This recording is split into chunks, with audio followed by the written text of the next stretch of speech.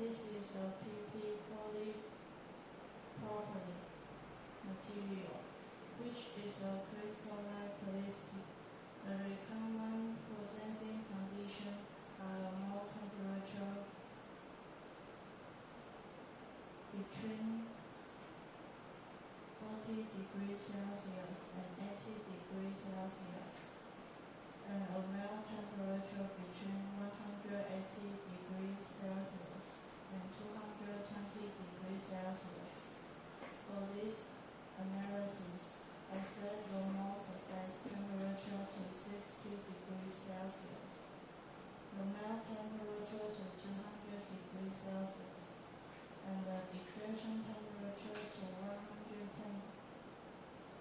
degrees Celsius. The maximum shear stress is 0.25 megapascal, and the maximum shear rate is 100 thousand per second.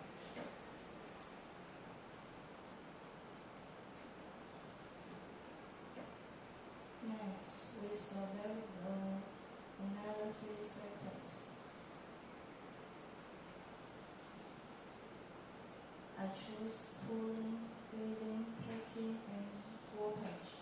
After confirming, we need to set the injection location.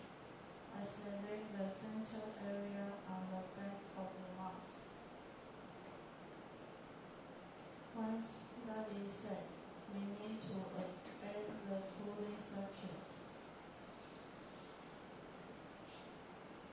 The dimension of my part are 60 mm in the x direction and 100.52 mm in y direction and 40.18 mm in the z direction. I specify a channel dimension of 10 mm and create circuit 25 mm above and below the part. I also choose the y-axis to align the circuit with the part.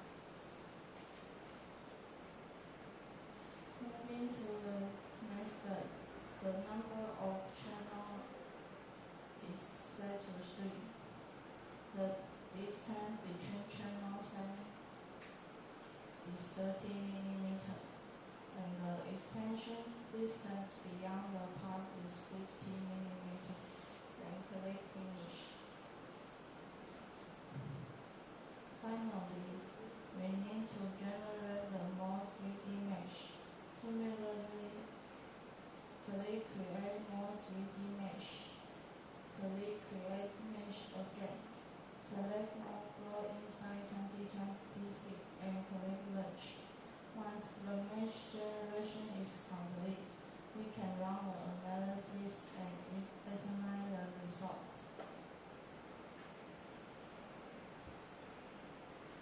First, let's look at the analysis result for the filling phase.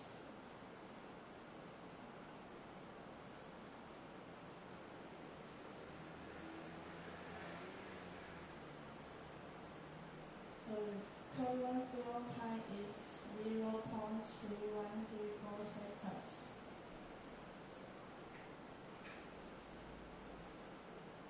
In the pressure plot and VP switch over, we can observe 2 gray areas on both the left and right ends. This indicates that these 2 regions are still unfilled. Therefore, venting stops need to be designed at these 2 edges of the mold to prevent burn-up or short shot.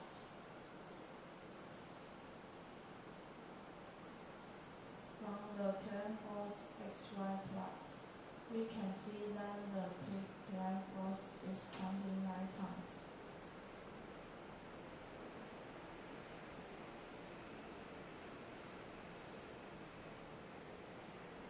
The time to reach ejection temperature plot shows that the overall cooling time is highly uniform, with no localizing hot spot.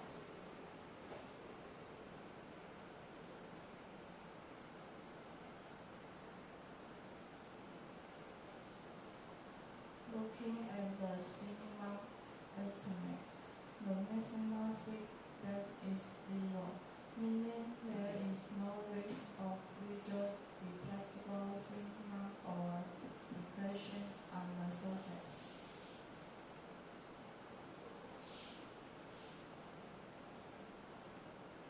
In the air trap plot, the entire area appears gray, indicating that no air trapping occurred.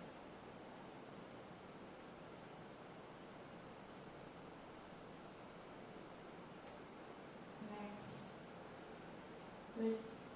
regarding the average volumetric shrinkage, the shrinkage rate near the gate is actually somewhat high. This might be due to premature gate freeze-off during pack switchover. We could moderately extend the packing time to ensure sufficient material packing before the gate fully solidified. Finally, looking at the well line,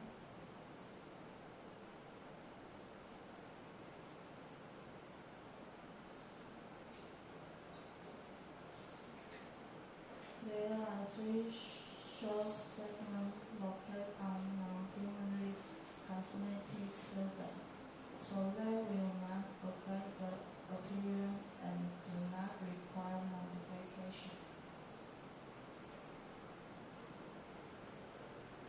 Now let's examine the result of the cooling phase. From the animation of the part averaging temperature, we can see that the product heats up during freezing and subsequently cools down smoothly and uniformly. This proves that the cooling channel has excellent heat dissipation efficiency, with no issue of heat accumulation.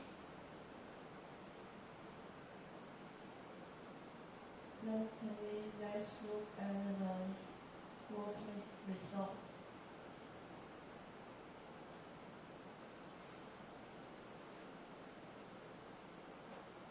From the displacement graph of each component, the maximum depression of 1.097 mm is concentrated at the very front console of the mouse button.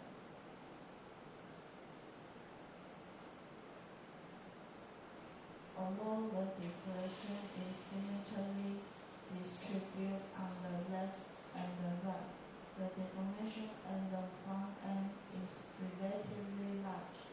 This might lead to assembly gaps or protected via clicking. To reduce the shrinkage displacement in this area, we can adjust the VP switchover point and increase the package pressure. That